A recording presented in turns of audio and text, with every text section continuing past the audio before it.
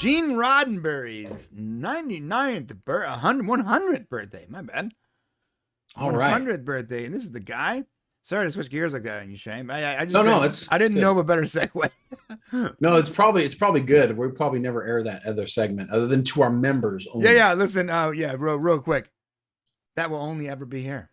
Yeah, 100%. That will never be anywhere but right here. Just so you know. Yeah. All right, now let's talk about Gene Roddenberry's 100th birthday. Shane. Yeah, this was cool. So August 19th, Gene Roddenberry turned 100 years old. What I found interesting about this was an article came out where Gene Roddenberry's son reflected on his father's legacy. And I just think it's very interesting that Gene Roddenberry and what he thought of Star Trek, it really is a lot different than what Star Trek is out right now. And this article by Sci-Fi Wire kind of actually displays that. Here it talks about, let's talk about it. It's funny, they call him Gene Roddenberry's son.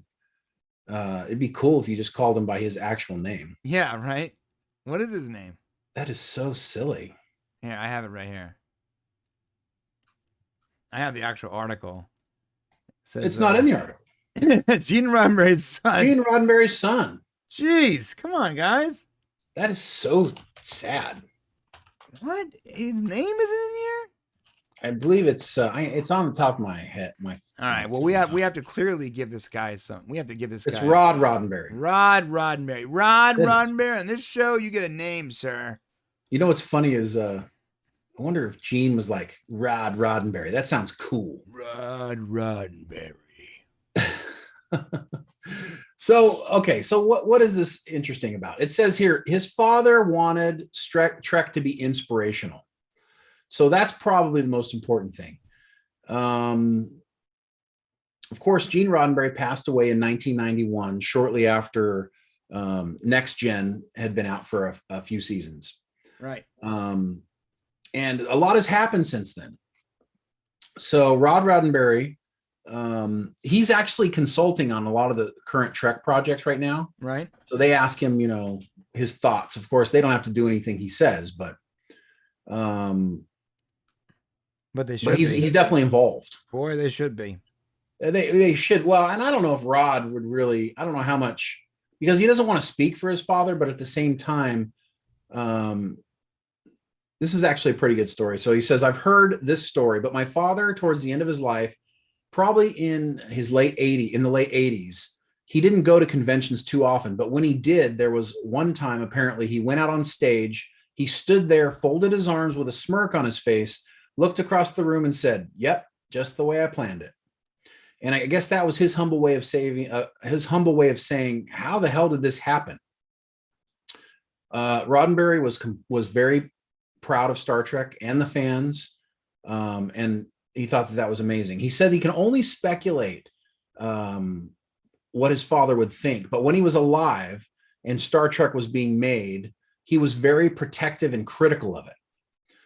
When Star Trek showed characters and storylines where humans were behaving much as we do today with deception and anger and hatred, and especially despair and insurrection, he was very critical of that. He didn't want that in Star Trek.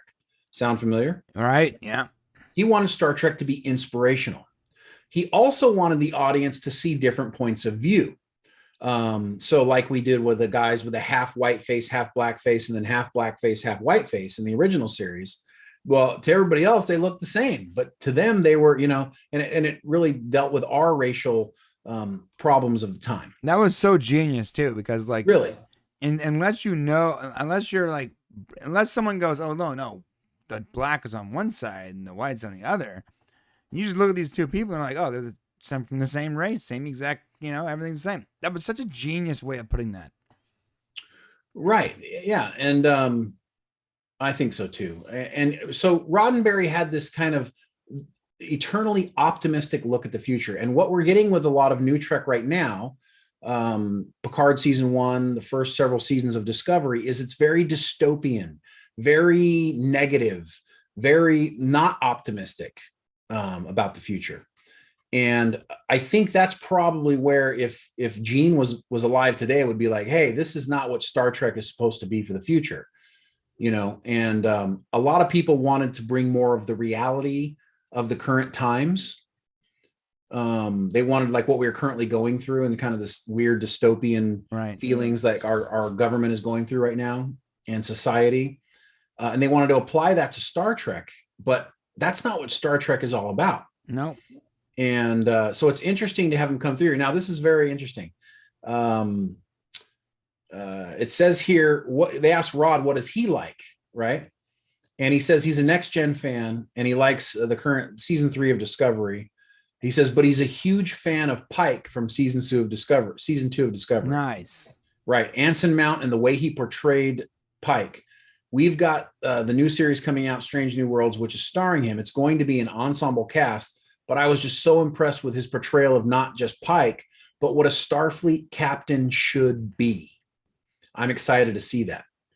So what he's saying is, and he's got the same idea of what his father did. Yeah. Pike, Anson Mount, as we've said, is the type of captain that Roddenberry would have wanted, you know, the same ideals.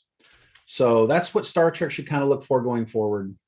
Somebody with the ideals of Starfleet, the optimism, the good leadership skills. That's what needs to be portrayed anytime you're doing Star Trek, I believe. Yeah, I agree. You know, on a flip note of that is the way he goes, that's what a captain should be. Almost like maybe the previous captain of Discovery wasn't that way.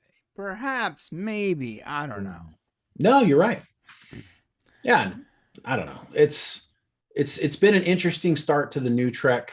I keep saying new Trek because it is new Trek. I'll be like, this is Star Trek. New Trek. But it is new Trek because they changed the ideals, the flavors of Star Trek, you know.